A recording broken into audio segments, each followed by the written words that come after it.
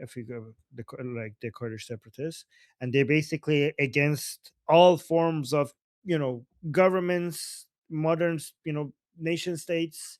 They consider like they want to make their own commie utopia, like Rajava or something like that. So they would probably be more anti-Pahlavi that they're even anti-Mullah, right? Because they would see the Pahlavi as an extension of imperialism and capitalism and all that stuff, right? So some of them are like that. Their motivations vary. Some people suggest that because they're oppressed, and like, but who is not oppressed inside Iran? Like what the right? What are you talking about?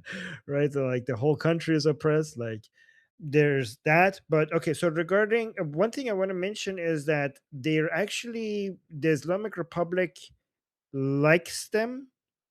A lot of people think the Islamic Republic is against the separatists, but the Islamic Republic benefits a lot from separatists, and I wouldn't be surprised if they're getting supported by the Islamic Republic, because the Islamic Republic's main narrative is that one of its main narratives has always been that even if you don't like me, I'm the only thing that is holding Iran together. So the fear of separatism has been a major way that the Islamic Republic has been ruling. When regards to what plans Prince Reza Pahlavi would have during the transition period. I mean, if you look at their plans, they talk about cooperating with the other people in the region, using the Artesh immediately to defend the borders, using high tech, drone technology and other technology to monitor borders. I do think that many Kurdish people and Azeri people themselves would be like signing up to defend the borders. So we, like, for example, with our Kurdish separatists, we have so many Kurds who are patriotic and would want to defend Iran's borders, that I think we're not going to have a shortage of people volunteering to defend the borders. I'm not saying that there's not going to be any challenge, but I'm saying people in that atmosphere, I think there's so much excitement for a new Iran, and people are going to be feeling so patriotic that if Princess Pahlavi pulls a call to action for people, Iranians, to come volunteer and get trained and defend the borders, they're going to have waves of people showing up to answer that call. So that's something I'm assuming that will happen. When it comes to more detailed military strategies regarding defending the borders and stabilizing the country, I did ask Princess Pahlavi's main advisor on my Persian show regarding that, and he did say that there well, obviously that has been discussed, but a lot of that information cannot be shared. It was reassuring to know that that has been discussed on a high level, but he did tell me that, like, well, obviously a lot of this can't be shared. By the way, guys, I did have the honor of having Princess Pahlavi's main advisor and the writer of the emergency plan, the main editor of the plan, as my guest on the Persian show. So I asked him a lot of questions there. That was by the way, that interview was like a big deal after it came out. So many people were referring to it. It was like it made big waves. All right. We have Susanna next, but before we move on, a quick question. If someone purchases the premium on school, does that payment go to school or does it help fund your program? Our program. In fact, Okay. school is really good for by taking. I just spend it on like on basically growing this community, right?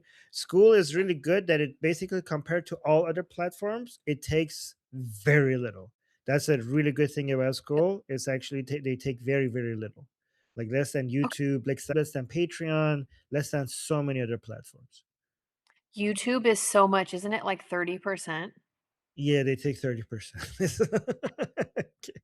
See, okay, that was the hope, was that it goes Yeah. to you. So that's great to hear. Okay, Susanna. Hello. First Hello. of all, I want to show off something that I think you will appreciate. Look at this protein Basque cheesecake my husband made. Look at this. Wait, The you can do macros, the that? macros are so good. And because I know you're a fit boy recovering from having a serious sweet tooth, I thought you would appreciate some protein I am cheesecake. so jealous. I'm actually can you I'll send you the recipe. Oh my god, I didn't even know you could do that. Okay, yes, It's please not even do. hard to make. It's not even hard to make. Really? No, not at all. Okay. Okay, Yeah. that's amazing. Can you actually post that somewhere that everybody Yeah, like, I think you get, like, 30 to 40 grams of protein for, like, 300 calories. Oh, Yeah. that's pretty good. Anyways, I just thought you would like that because I know you're also a fit boy with a sweet tooth. Yeah. I am. Anyways, one thing that I've been thinking about recently, and Armin, like, feel free to tell me if I'm off base, but low key, I feel like Iraqis are catching a lot of strays lately. Because, like, I've been following some English speaking Iraqi creators that are extremely supportive of the Iranian people, but they're making a few good points and, like, what's the word I'm looking for? Distinctions that I think are important. And it was really helpful for me to hear an Iraqi perspective on this because they feel like they're like low key catching some stray bullets over here when people are talking about like Iraqis this, Iraqis that, on many different levels. So one of them would be like, as we talk about hash the shabi or whatever, like, let me be clear. Right. I would never deny that 100% there are like Iraqi militia groups being moved into Iran to go massacre people. Let me be clear. I'm not disputing that. But they, listening to them, they're like, hey, when you guys talk about these militias, I don't think you realize that these are our oppressors too. Right. Like, the same way that if a Lebanese person was like, "I fucking hate the Iranians because of what they're doing to my country," an Iranian would be like, "Hey, that's not fair. That's not Iran, that's the Islamic Republic." Like, they make Right. a distinction, and it's the same thing for these militias. They're like, "We consider them to be traitors to Iraq. They're traitors to Iraq. They have more Right. fealty to the Ayatollah than they do to their countrymen. Like they have oppressed us first. They have massacred us first. They practiced on us first before they ever came into Iranian territory to go massacre you guys. They're like, and like us, we don't support it. Like they have, I understand why there's a lot of bad blood. There are a lot of Iraqis that are like, hey, what happened in our country was complicated, but it was not simply a matter of we weren't ready for democracy. There was also a matter of they were actively being undermined and sabotaged by the meddling and corruption of the Islamic Republic. So they never had a shot.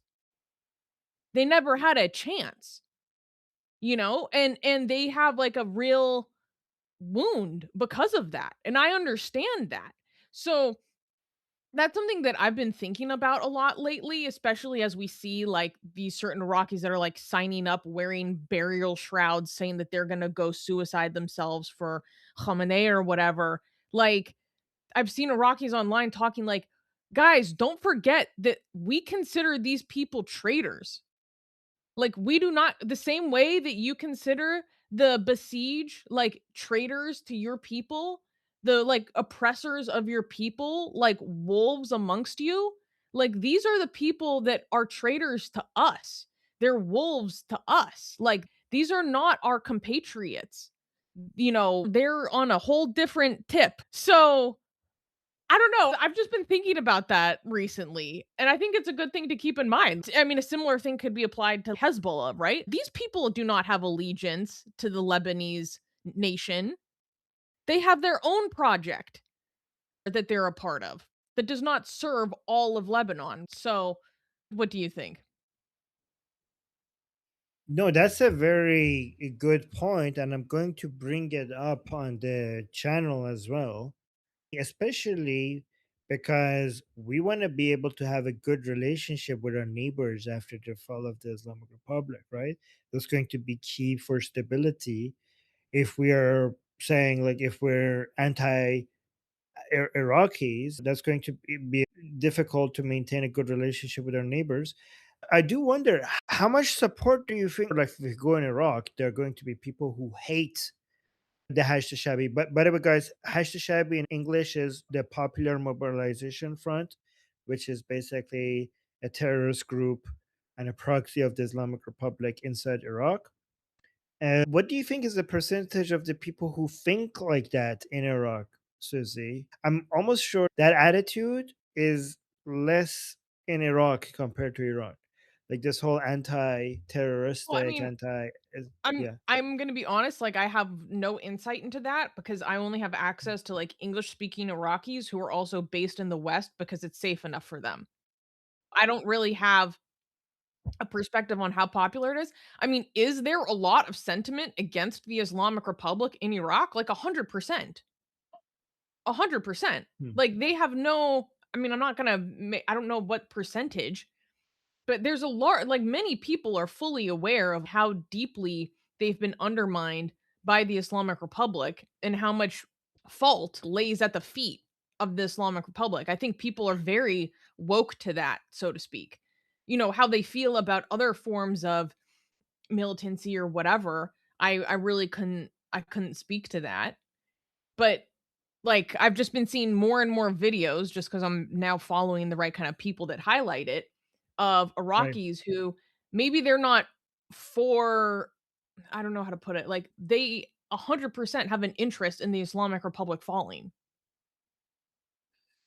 Yes. So let me actually read this. So there is not no single current percentage, but support has dropped significantly. They used to have a lot more support. So peak support was in 2017, immediately after defeat of ISIS. Support at that time was very high. Polls suggest that approximately 90% approval among Shias and 60% among Sunnis. But the current trend is that the popularity has fallen sharply since 2019, particularly due to the fact that the PMF, or the Hashd-e-Shabi's role in suppressing protests and accusations of corruption. So most Iraqis distinguish between the shrine units, loyal to the state and religious authorities, and the resistance factions, which is basically, it says Iran backed, which basically means Islamic Republic backed groups like Kataib Hezbollah. The latter, which are often the ones designated as terrorists by Western nations, have much lower public support than the institution as a whole. But here's another thing that maybe some Iranians will point out. Even among the Iraqis who might be against this Hashd-e-Shabi, they're still pro some other Islamic armed forces, that they are, like, they're still like Shia religious people, a lot of them. Whereas like the Iranian is like, fuck all of your Shia bullshit.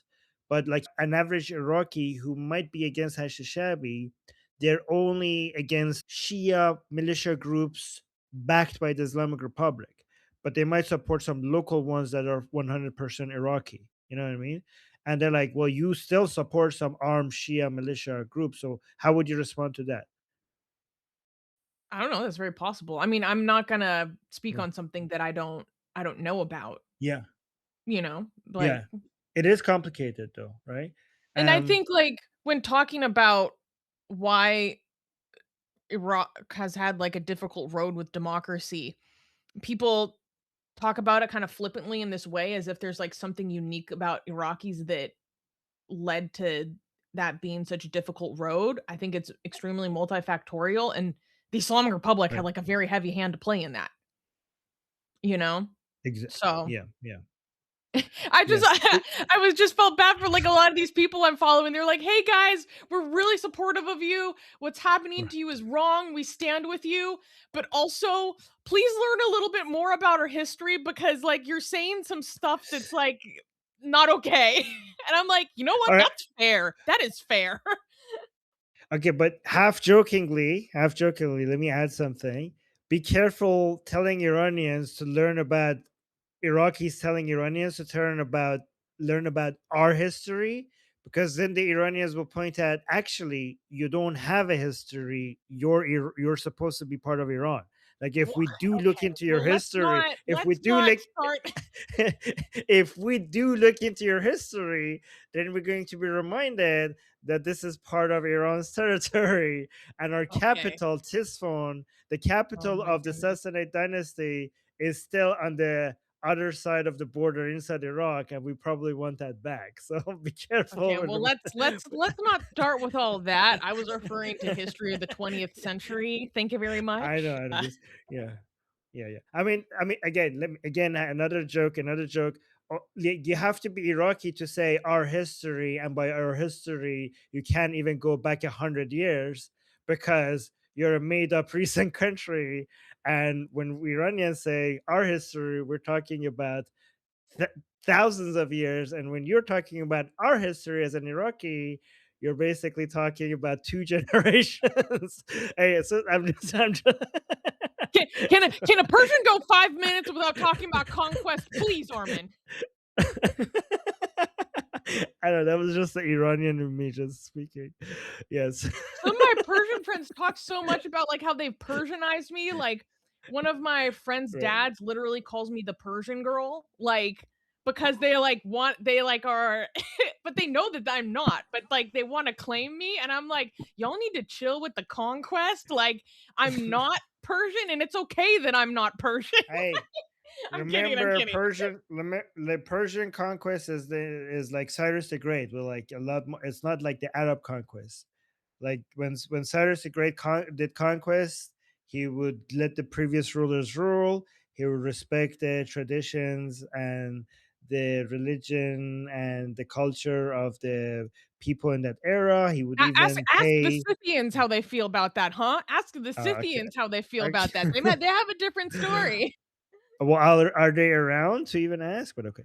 Yeah. Well, Yeah. nowadays, technically not really, but it's very Yeah. interesting to see how they portray him.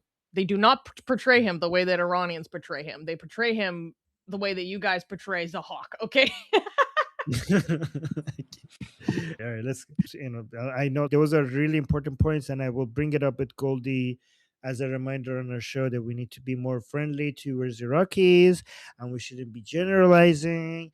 And this is a Hashd Shabi thing; it's not an Iraqi thing, and that's a very good point. Like, I was like, at the end, I was just joking around, but that was a very important point, and I thank you for reminding me to bring up in the show. Okay, next we have Shauna. Just a reminder, we're almost at our 30-minute mark. Oh, The list will be Shauna, Didom, Samantha, something from my notes. Patricia has something, and it's in my notes as well. And then we have one post show question. Sean. Can you guys hear me? Yes. Okay. I have to press a button on my husband's headphones, and I never know if it's pressed or not. Anyway, so I have a question. It's kind of more just okay. Witkoff and Kushner. One of the things you said in the show was that one of the possibilities for Bibi coming to the United States is because maybe there's some distrust towards Witkoff and Kushner. And I have well, okay, I just don't trust Wickoff, period. But Kushner, I have mixed feelings about. He is Jewish. He's been very supportive of Zionism to some degree. One of the things I'm noticing just as a trend in a kind of peripheral view is it does seem like even within among American Jewish Zionists, there does seem to be a divide in how they want Israeli politics to go. So, like, some seem more comfortable with letting Israel retake territories and kind of expand its borders potentially. Other factions in the United States amongst Jewish Zionists seems to not like that. I don't know where Kushner is on that. That just seems to be something that I'm noticing. I would be very, very curious about that. The other thing too is just what, and this is kind of a side thought based on what Susie was talking about, is if we're going to say that the militias in Iraq don't necessarily represent Iraqis, that's not that different than the argument that people make towards Gaza. And the problem is that the terrorists, that's what they will say, is Susie, sorry, that's what they'll say, is they'll say the militias in Gaza, that Hamas doesn't represent Gazans, is, or doesn't represent Palestinians or whatever. And they'll say things like, so we have to kind of make a distinction, but the problem is that Hamas does represent Gazans and does represent the mainstream view. So just comparing those Yeah, but the arguments. militias, that's the difference. But we'd have to a layman, I'm just thinking if we're talking to a layman who knows very little about the Middle East, which is most Americans, like 100% of everything I know about the Middle East has been learned Right. in the last like 2 years. But before So because we're doing multiple topics, let's actually cover the ones that yeah, you already. what do you think Yeah. of them? Are they undermining Israel? And then what are the distinctions within American Zionism, which I don't know if you even know the answer to that. It's just something that I'm noticing on the periphery. Okay, so let me actually. All right, so um regarding Witkoff, like let me give context for people who don't know what's happening. So as many people here might know, and when this video comes out, this already has happened.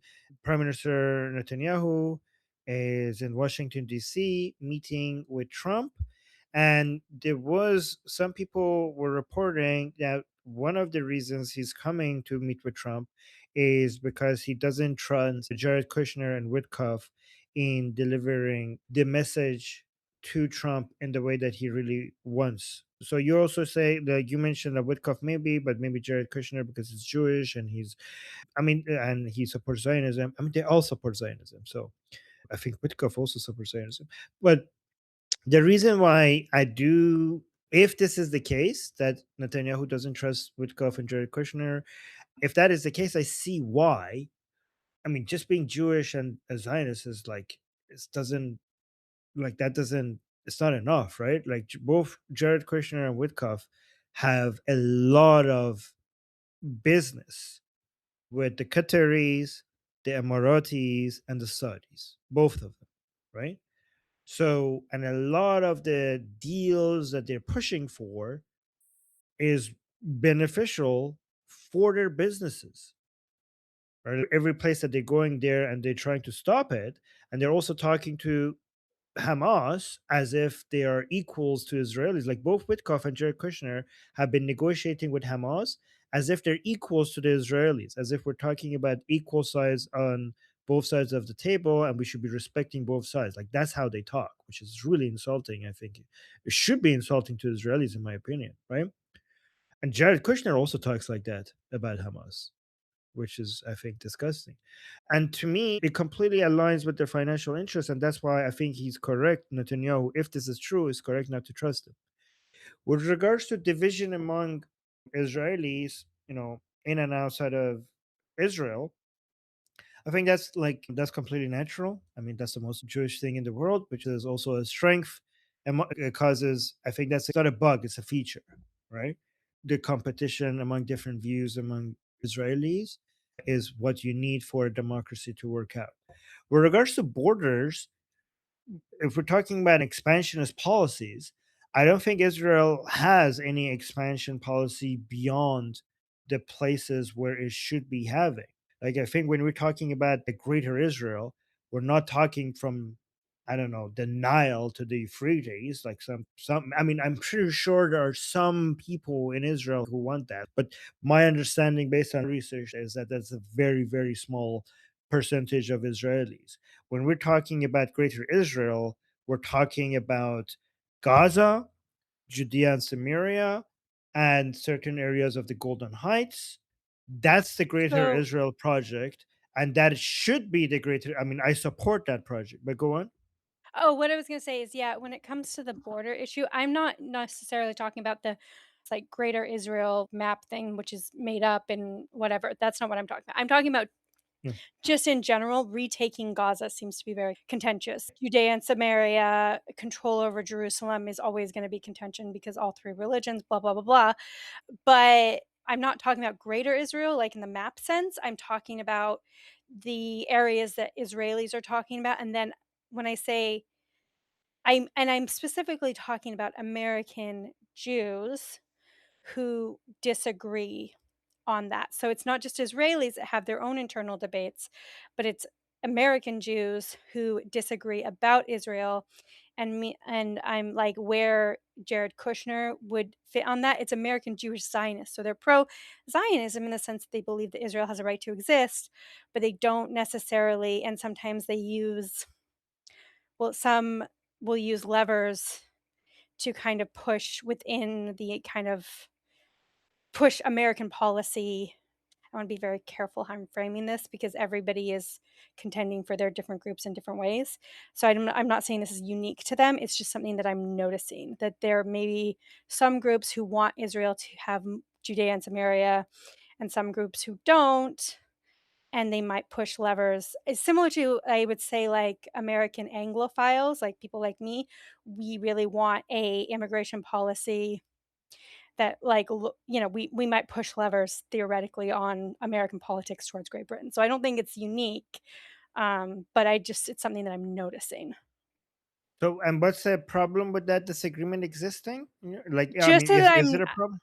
just that I'm noticing in that some factions that are close to the president, so the Mm. people that does Kushner and secondarily Witkoff, more specifically Oh, Kushner, where does he fit in that? Because I mean, personally, I'm very pro Israel taking basically as much territory as they want because they don't trust most of their neighbors. But that's more just my perspective. So yeah, just where would those pressures be?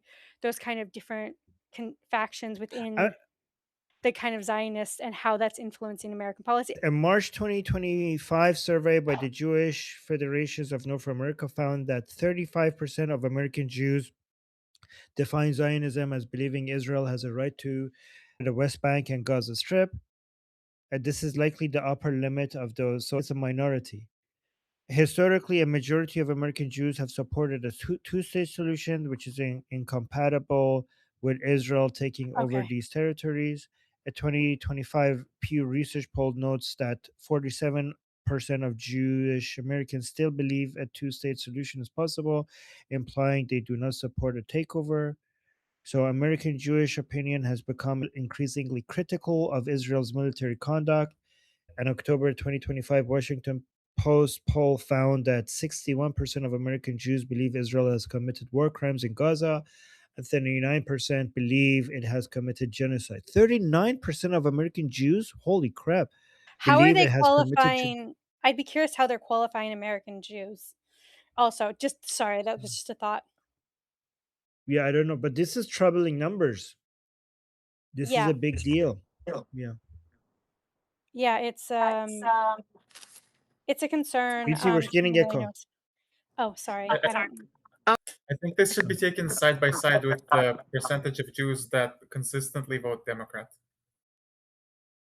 Yeah, also look Yeah. at it. It's Yeah. Washington Post. It's super leftist and woke journal, so don't pay But too there, much attention to that. is no. I give you multiple Um, sources, guys. I also mention Pew Research and stuff like that. there's also Pew Research. Oh. there's also the anti okay, so I have no idea what the numbers are on this, but there is the kind of ex-Hasidic to Those are liberal. small. Yeah, I know, but Hasidic people have a lot of babies and people leave the community. And the people who leave All the right, community. so because I need to go soon and I want to make Yeah, yeah, yeah. sure, but I just want to mention that this is why Israel needs to become more reliant on itself than America, but given that American Jews are becoming less reliable as a good source of influence in American politics. And this is why the policy of increasing settlements in Judea and Samaria is the best way to make sure that what these people are saying never happens, right? So even if you can't basically take over Judea and Samaria all at the same time, because your main ally, United States, will not have that, you basically have to cut into it slowly, piece by piece, until you have the whole thing. Yeah, I think the strategy that Israel has right now is the best way to respond to this. if nobody is going to allow, like, world is not going to allow Israel to just take it at once, so just take it slowly. It's something I've noticed, and I have echo. Sorry.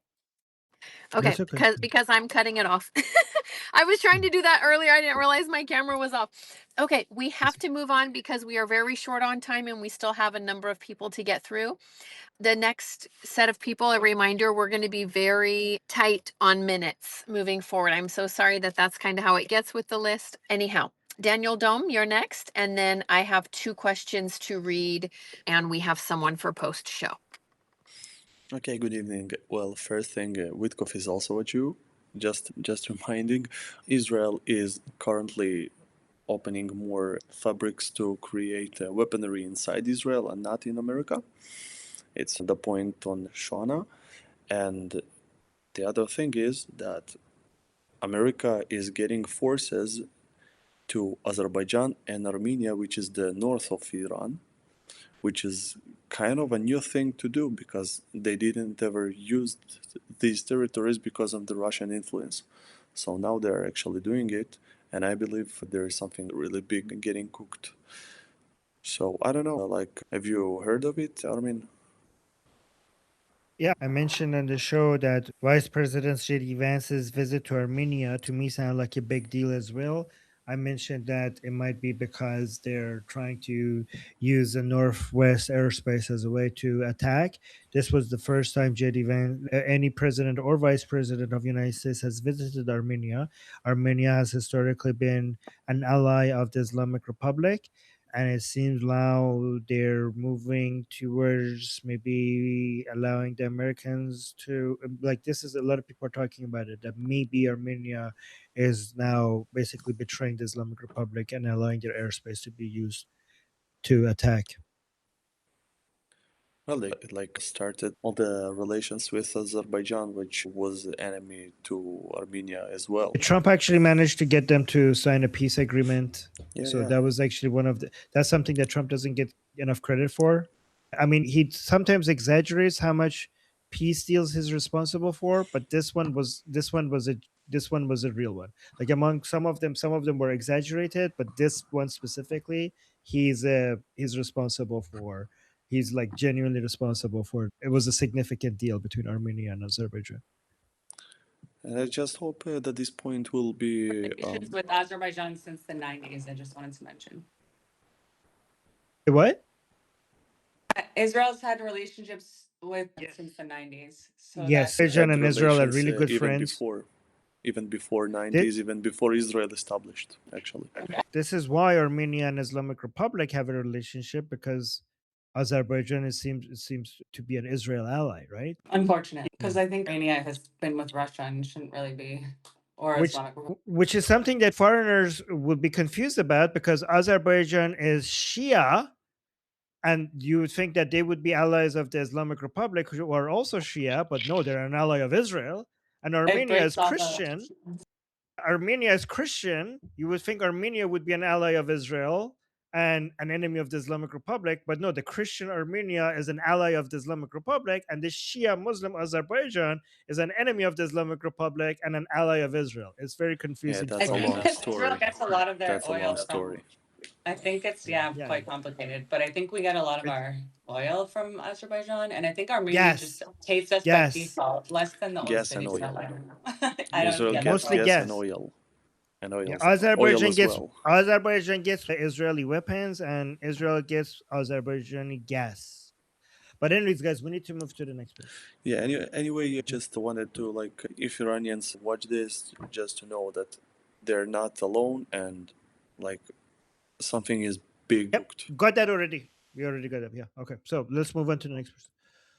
Okay, next we have a question for Samantha, from Samantha. She'd like to know, who was the first person that you told that you were no longer a Muslim? My university classmates in Tehran University. And actually, this is actually a good memory I have. Not only did I told them I'm not a Muslim, I managed to convince them that Islam is bullshit within a week, both of them. The first 2 people that I told that I'm not a Muslim anymore were also not a Muslim, a week after I told them. That was pretty impressive. This was years ago, by the way. This is more than 20 years ago. By the way, when at that time, this was like really taboo, right? Like now, guys, that back when I back in my days when leaving Islam was not that common in Iran. That was like a really taboo thing. Like, don't look at now. It left and like Iranians like shitting on Islam left and right. Back in my days, we were this. I was ahead of my time. Back then, when I was a kid, this was real punk rock. These kids now in Iran all like shitting at being anti-Islamic. Now it's not cool anymore. Now that everyone's doing it. It used to mean something. No, but actually, someone who very much listened to fear. Well, that was a good start to a future career that you would have, I would say.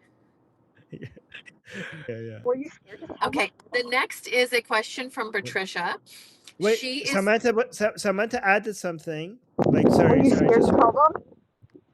Were you scared I to tell scared them? what? Oh, was I scared to tell them?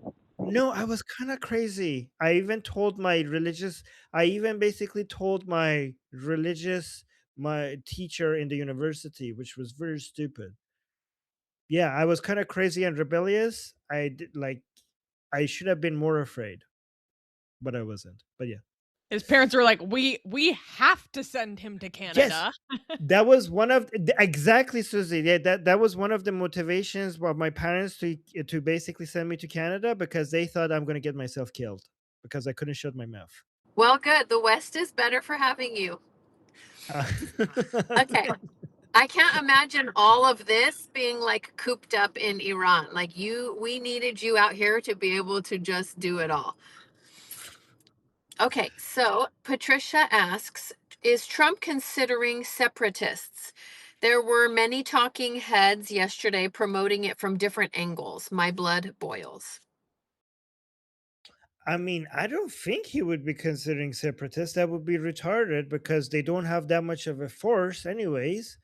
And they would be losing Iranian people, which is their only way to do regime change in Iran. Like, I'm pretty sure, I mean, if Trump is listening to his intelligence reports, like their intelligence experts close to him, they would tell him, like, at the end of the day, after the Islamic Republic, the best situation for United States is to have an Iran that is an ally of the United States. Like, I'm pretty sure that is very clear.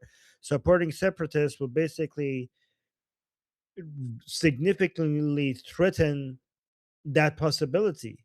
At the end of the day, even if they don't bomb Khamenei is like 80, he's going to die at some point, and there's going to be something after. Like, the Islamic Republic is not going to be here forever, and America's best interest for the Iranians to be as pro-American as they are. America supporting separatists will destroy that. And what a major loss for America, losing the opportunity to have a nation state in the Middle East as an ally to America, just like Israel, by just supporting a separatist groups that can't even agree with each other.